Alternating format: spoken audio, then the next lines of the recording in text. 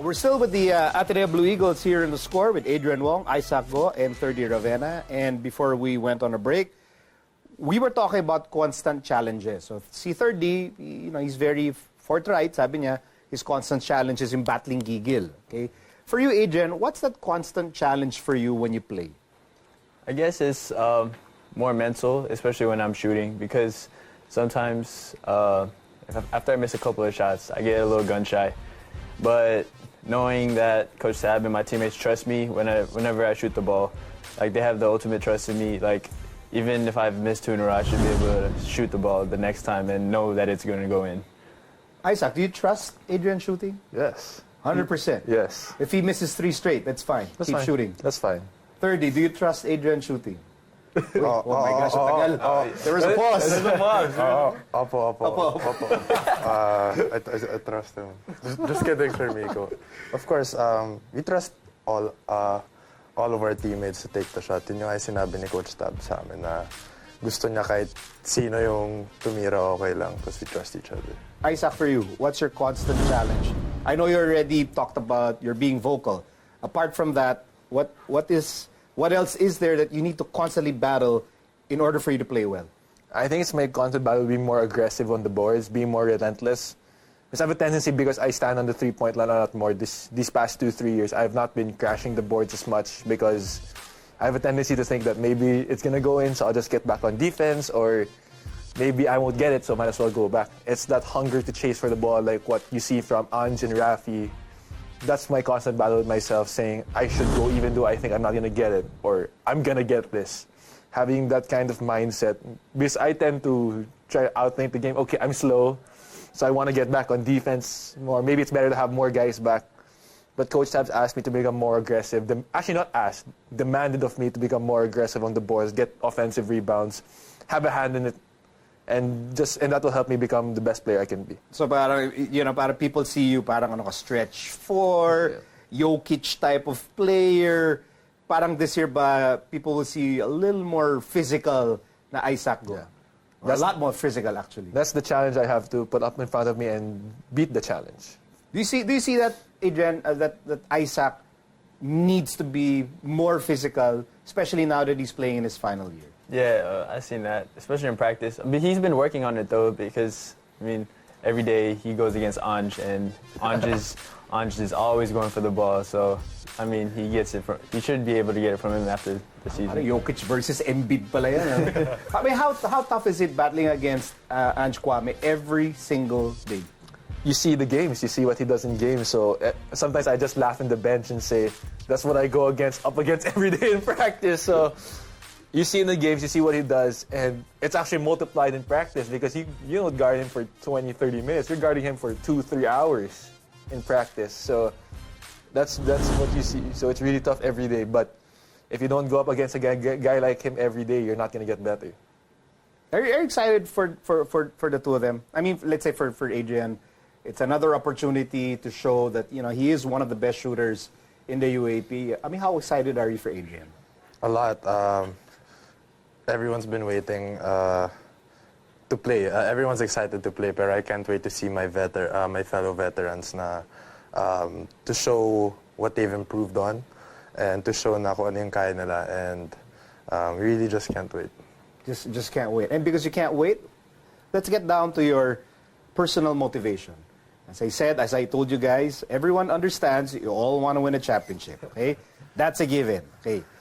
But as Adrian, as Isaac, as Thirdy, what do you want to prove to people in this UAAP season? Adrian? Personally, I like to prove that I'm the top shooter. I'm one of the top shooters in the UAAP. And also, coming from last season, I would like to be considered most improved because I've been really working on my game.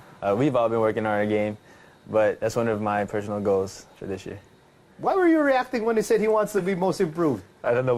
This is the first time we've ever heard him talk about this, so I think this is news to you. Yeah, this is news to both of us. Why are they surprised? I'm not. Oh, you're not? Yeah, he's seeing me. He's been in the gym with me. Isaac, what is your personal motivation, the thing that you want people to see when you start playing this year? I think there are two of them. One is to give back to the community. It's been 5 great years at Ateneo. Actually, 6 great years in the Ateneo. They've given so much support, love. It's just about time to we finally give back to them. And second is that I'll be entering the PBA draft this December. And I kind of want to prove that I belong because I've always been counted out most of my life. I'm never going to make it. He's too slow. He's just big. And making the PBA, I never thought in my wildest dreams I'll be able to play in the PBA. So that's what I want to prove. Ano ba, tatanong ko pa lang yung PBA, siya na nag-bring up. Very Steph Very Curry. vocal na talaga siya. Very No? Steph Curry Very intro. vocal He na. can't make it. He can't. Hey, wala pa nga yung tanong ko dun. Patanong pa lang ako dun sa draft. You brought it. I mean, I was going to ask, is it going to bother you? Because all throughout this final season, people are going to say, Isaac Go, draft. Isaac Go, kukunin niya ng ganitong team. You will have PBA coaches talking about you. I mean, for a fact, I was talking to a PBA coach, and we were talking about you. I mean, he brought you up, and we were talking about you. So this PBA discussion is going to be constant. I guess for the two of you, is that going to be like a distraction for you? No. I think what we've learned in the last 4 years is how to block out all noise, all information, and just to focus on ourselves, because that's what really happens. These outside information aren't going to help you win the next game. They're not going to be there to make the next shot.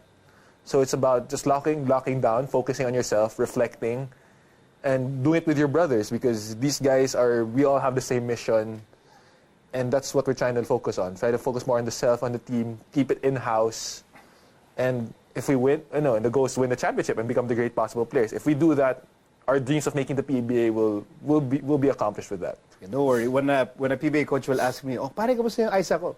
Madaldal. very vocal, pare. Very vocal. Vocal siya. Thirdy, what do you want to prove in your final year in the UAAP?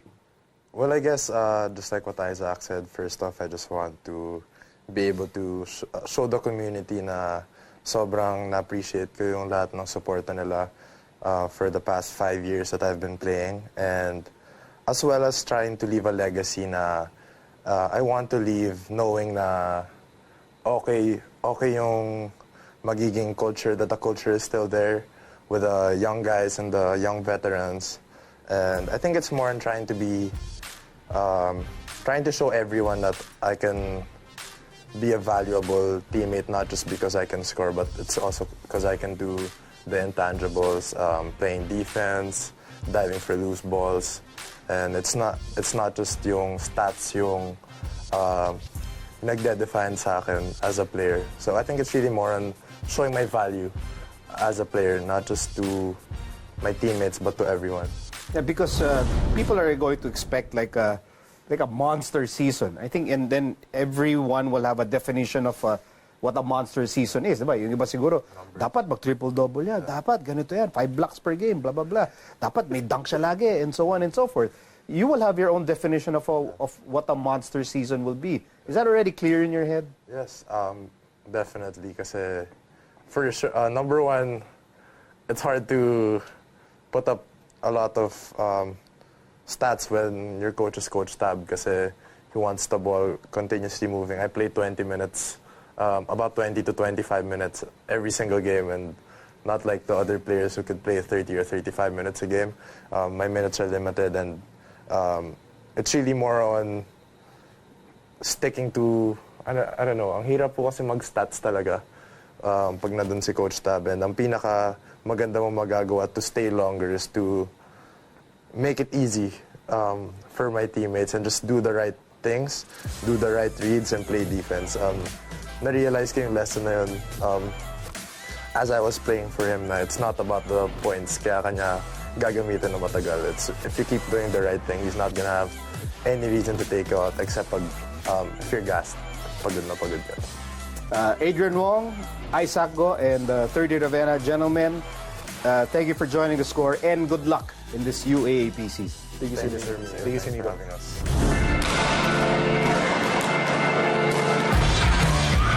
Our goal wasn't meant last season. We have to really give credit where credit is due talaga. Petrogas really played well. Medyo kinulang kami. This conference it's equal talaga for everyone to be in the finals or to be in the top 4. It's really exciting. That's why nakaka-excited mag-training every day. Pagdating sa ganitong labanan, more than the skill or the talent that you have, it's really the heart and the confidence that you will put in each of every game na meron ka. Siguro what we could do is to parang encourage all the players na every time papasok kayo ni Coach Tai or if it's your turn to be in the court, you have to step up. Lalo na ngayon na wala kaming reinforcements. One game at a time, pag-aaralan namin yung mga teams and gagawin lang namin kung ano yung pwede namin magawa to adjust. I hope, syempre we're also expecting a championship. That's why we train naman. And I know that a lot of people are there to support us and believe in us. But, you know, as pag ikaw yung nasa taas, syempre lahat ng tao, ikaw ang pinaghahandaan, ikaw ang gustong talunin. So, it will happen at times. You will fall, you will lose. But you just have to get back up. And that's what we're doing now. We've been in the finals 3 straight years, 2 championships, 1 second place. You know, we have nothing to prove. We still have the best record here in the PVL so far. So our team is still there, our team is still competitive, and we're still complete. We're still happy.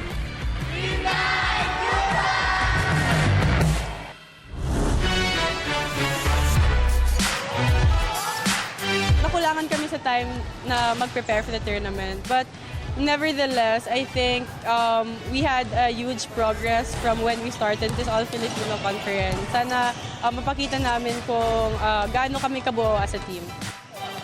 Saging okay yung chemistry namin as a team. More communication kasi kami ngayon eh.